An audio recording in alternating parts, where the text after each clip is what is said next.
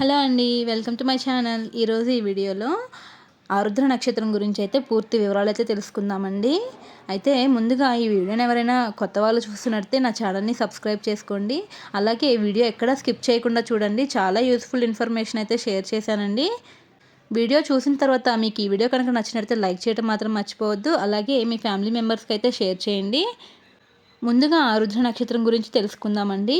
అసలు ఏంటి ఆరుద్ర నక్షత్రం అంటే, ఇది ఆ మహాదేవుని జన్మ నక్షత్రం అండి. అంటే శివుడు ఈ నక్షత్రంలోనే జన్మించారు. మనందరికీ శివయ్య అంటే ఎంతో ఇష్టము. మనస్ఫూర్తిగా కోరుకుంటే ఖచ్చితంగా నెరవేరుస్తాడండి. అయితే ఆరుద్ర నక్షత్రం రోజు మనము పూజ ఎలా చేసుకోవాలి, ఏ ఏ టైమింగ్స్లో చేసుకోవాలి అనే దాని గురించి ఈ వీడియోలో అయితే షేర్ చేస్తాను. ముఖ్యంగా ఈ ఆరుద్ర నక్షత్రాన్ని ఆర్ధ నక్షత్రం అని కూడా అంటారు. పౌర్ణమి నాడు చంద్రుడు మృగశిర నక్షత్రంలో ఉంటే ఈ మాసానికి మార్గశిర మాసం అని పేరు. మరి మృగశిర నక్షత్రం అనేది సాక్షాత్తు అమ్మవారి నక్షత్రం అండి. మరి అటువంటి మాసంలో అంటే అమ్మవారి నక్షత్రం మీదగా వచ్చిన మాసంలో స్వామివారి జన్మ నక్షత్రం అయినందున ఆర్ధ నక్షత్రం రోజున మనం తప్పనిసరిగా శివయ్యకి పూజ చేయాలి. ఎవరైతే ఈరోజు శివయ్యకు అభిషేకం చేస్తారో వారికి తన పుత్రుడైన కుమారస్వామి కన్నా ఎక్కువగా ఇష్టపడతాడు అని ఆ పరమశివుడు చెప్పాడు.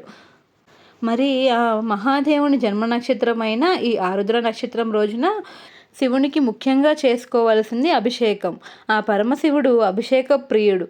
ఆయనకు చెంబుడు నీళ్లు పోసినా కూడా పొంగిపోతాడు. మరి మనం చాలా ద్రవ్యాలతో స్వామికి అభిషేకం చేస్తూ ఉంటాము.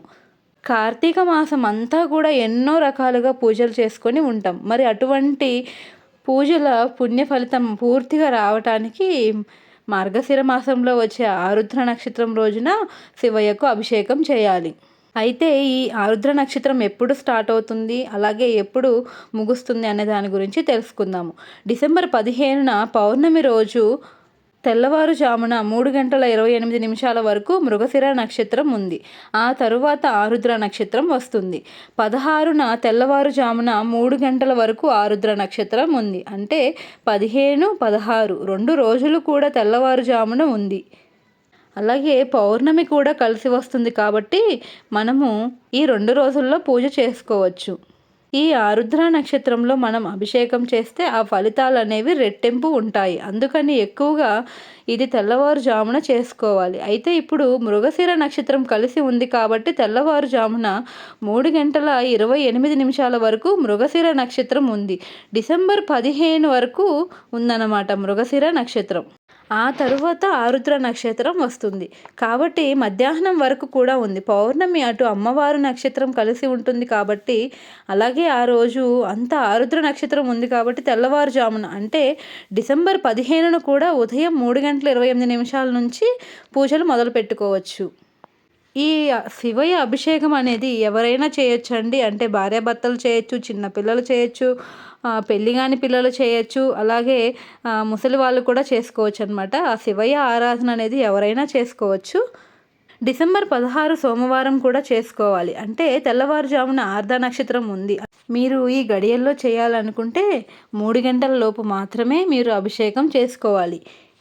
ఈ సమయాలు అనేవి ఇంత తెల్లవారుజామున వచ్చినప్పుడు ఏ రోజు కుదిరితే ఆ రోజు అభిషేకం అయితే చేసుకోవచ్చు. స్వామివారికి ఏ ఏ ద్రవ్యాలతో అభిషేకం చేయాలి, అలాగే ఆయనకి ఎలాంటి అభిషేకం అంటే ఇష్టము, ఆ రోజు పూజ ఎలా చేసుకోవాలనే దాని గురించి తెలుసుకుందాము.